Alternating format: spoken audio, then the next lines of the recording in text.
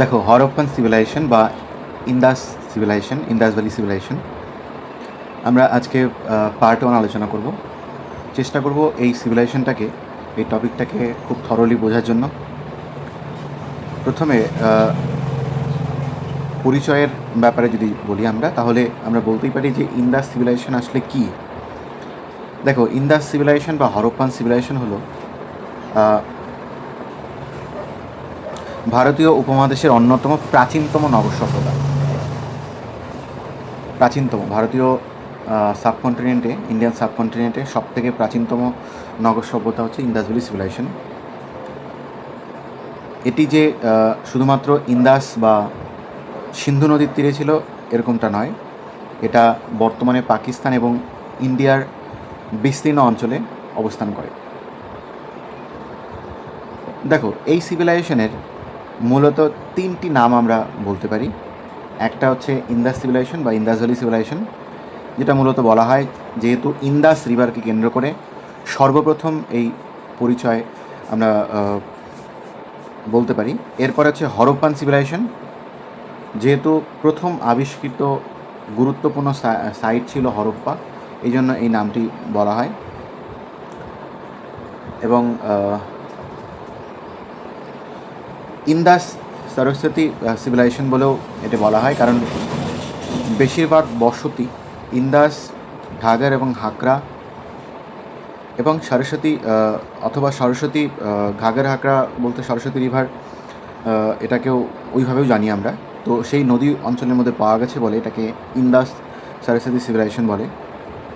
তাহলে আমরা বলতেই পারি যে এটার কিন্তু আর্কিওলজিক্যাল নেম হচ্ছে হরপ্পান সিভিলাইজেশন, যেহেতু প্রথম সাইট হচ্ছে হরপ্পা।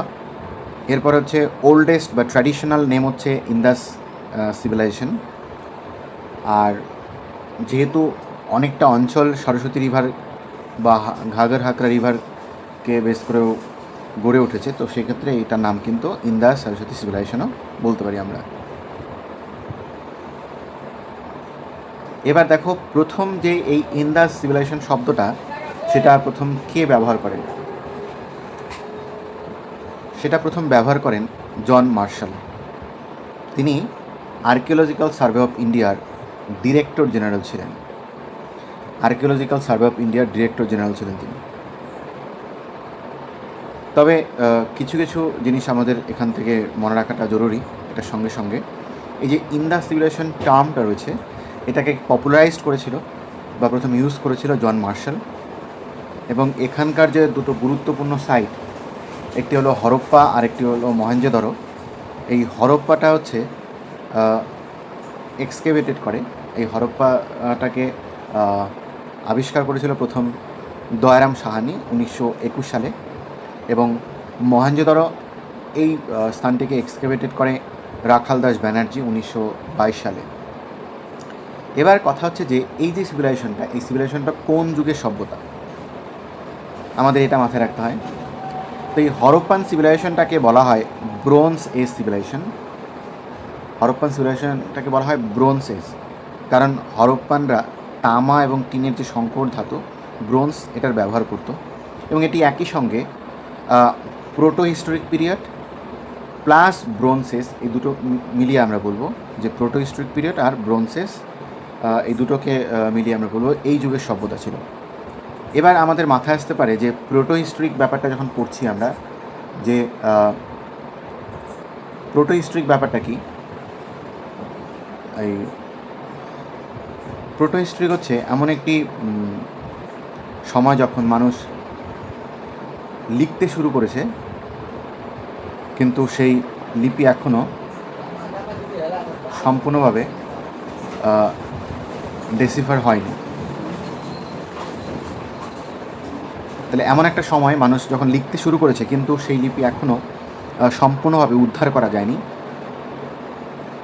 তাহলে এই হরপ্পান স্ক্রিপ্টটাও কিন্তু একই রকমভাবে সম্পূর্ণভাবে পাঠ্যোদ্ধার করা সম্ভব হয়নি। তাহলে আমরা বলতেই পারি যে হরপ্পান সিভিলাইজেশনটা হচ্ছে proto historic plus bronze age urban civilisation. আর এটা হচ্ছে প্রধান বৈশিষ্ট্যের মধ্যে আমরা এটা নগর সভ্যতা বলতে পারি। এবার দেখো, এটা সময়কাল নিয়ে আমাদের জানতে হবে।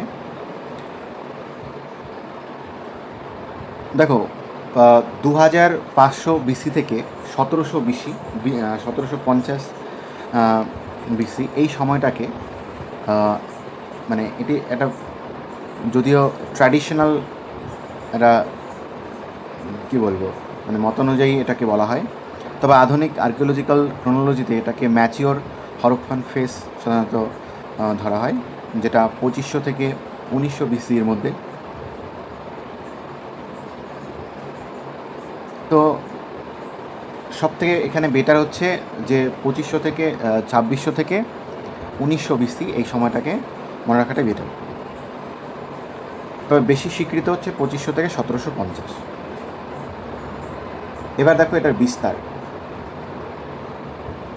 কোথায় বিস্তৃত ছিল। এটি হরপ্পান সিভিলাইজেশন এর বিস্তার ছিল বিশাল।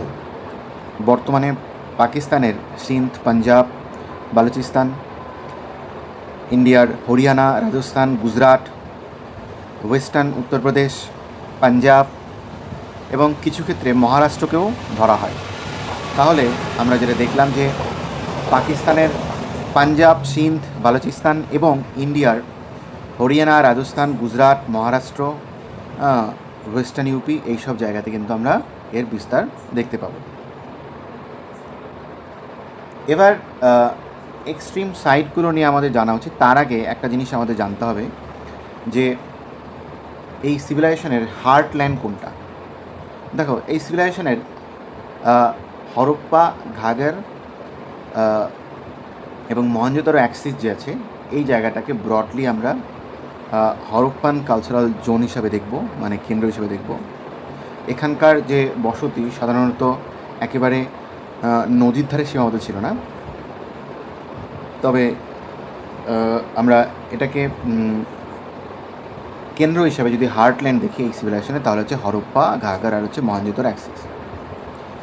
এবার এক্সট্রিম সাইটস কোনগুলো? সব থেকে যদি উত্তরতম দেখি, উত্তরতম নর্দার্ন মোস্ট যেটা, সেটা হচ্ছে মান্ডা, জম্মু কাশ্মীরে অবস্থিত। আর এরপরে রয়েছে কি দক্ষিণতম যেটা, সেটা হচ্ছে দৈমাবাদ, মহারাষ্ট্র।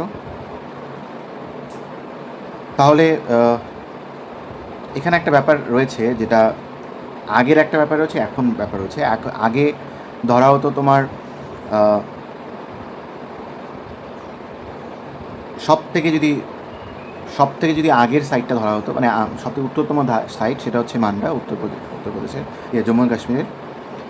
আর দক্ষিণতম বর্তমানে যেটা রয়েছে সেটা হচ্ছে দৈমাবাদ, মহারাষ্ট্র। আর পূর্বতম হচ্ছে আলমগীরপুর, উত্তরপ্রদেশের। আর পশ্চিমতম হচ্ছে সুতকাজেন্দার, এটা বালুচিস্তানে অবস্থিত বা মাকরান রিজিয়নে। তাহলে চারটি সাইটকে যদি আমরা একসঙ্গে দেখি, সেটি হচ্ছে নর্থ মান্ডা, সাউথ দৈমাবাদ, ইস্ট আলমগীরপুর, ওয়েস্ট সুতকাজেন্দার। এবার আমরা ইম্পর্টেন্ট সাইটগুলো নিয়ে কিছু দেখব। আচ্ছা, তার আগে আরেকটা জিনিস জানতে হবে যে এখানকার ক্যাপিটাল সিটিস বলতে কোন জিনিসগুলোকে আমরা এখানে ধরতে পারি, কোন জায়গাগুলোকে। হরপ্পা, মহেঞ্জোদারো। তবে হরপ্পান সিভিলাইজেশন যে শুধুমাত্র একটি সিঙ্গল সিটি ক্যাপিটালকে নিয়ে ছিল সেটা নয়, এখানে বরং হরপ্পা, মহেঞ্জোদারো, ধোলাভিরা এইসব আরবান সিটিগুলো ছিল। এবার ইম্পর্টেন্ট সাইটগুলো দেখো।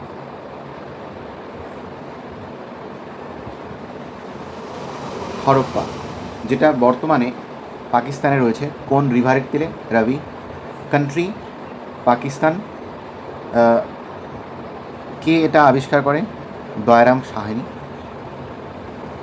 সাহানি, এবং এটা 1921 সালে করে আবিষ্কার। এবং আমরা এর যদি পরেরটা দেখি, মহেঞ্জোদারো, এটা ইন্দাস রিভারের তীরে, আর এটাও পাকিস্তানে রয়েছে। এটা কে আবিষ্কার করে? রাখাল দাস ব্যানার্জি। ফেমাস কী জন্য? Great bath. এবং এই মহেঞ্জোদারো কথার অর্থ হচ্ছে মাউন্ট অফ দ্য ডেড।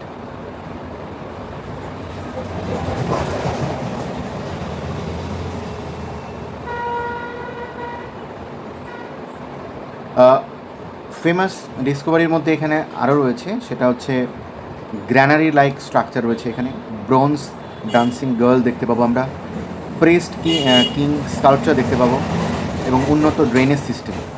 তো সেক্ষেত্রে যেটা পরীক্ষাতে বেশি আসে, মহেঞ্জোদারো হচ্ছে গ্রেট বার্থের জন্য বিখ্যাত। এবার দেখো এরপরে আমরা বলতে পারি লোথালের কথা। লোথাল একটা ইম্পর্টেন্ট সাইট এখানে, যেটি বর্তমানে গুজরাট রয়েছে। রিভার ভোগাবা রিভার, এটা আবিষ্কার করে এস.আর. রাও। এটা মূলত ফেমাস ডকইয়ার্ডের জন্য। বলা হয় যে এই লোথালে ছিল হরপ্পার গুরুত্বপূর্ণ ম্যারিটাইম ট্রেড সেন্টার। এবার দেখো আমরা কালিবঙ্গানের কথা বলতে পারি। কালিবঙ্গান এটা বর্তমানে রাজস্থানে রয়েছে। কোন রিভারের তীরে? ঘাঘর। আর এটাকে আবিষ্কার করে কে? B Lal and B K. Thapar. এখানে হচ্ছে প্লাও ফিল্টের কথা পাওয়া যায়, মানে প্রাচীন যুগের মানুষ যে লাঙলের ব্যবহার করতো সেটা কিন্তু এখানে নিদর্শন পাওয়া গেছে। এছাড়াও ফায়ার অল্টার এখানে পাওয়া গেছে। প্ল্যান সেটেলমেন্টের কথা বলা যেতে পারে কালিবঙ্গানে। এরপরে হচ্ছে ধোলাভিরা। ধোলাভিরা হচ্ছে একটা ইম্পর্টেন্ট সাইট গুজরাটে, কচ্ছ রিজিয়নে। এটা আবিষ্কার করে জে.পি. যোশী।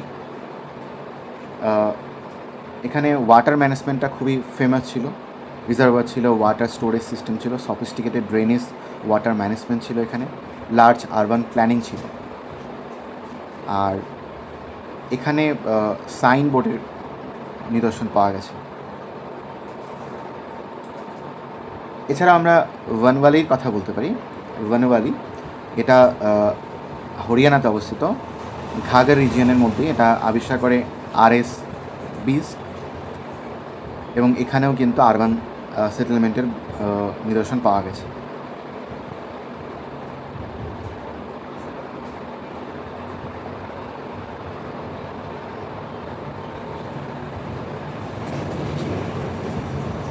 তো আরেকটি রয়েছে চানহুদারো, যেটি বর্তমানে পাকিস্তানে রয়েছে। এখানে famous bead making and craft industry পাওয়া গেছে। আর বনওয়ালি অলরেডি আমি বলে দিলাম, ঠিক আছে।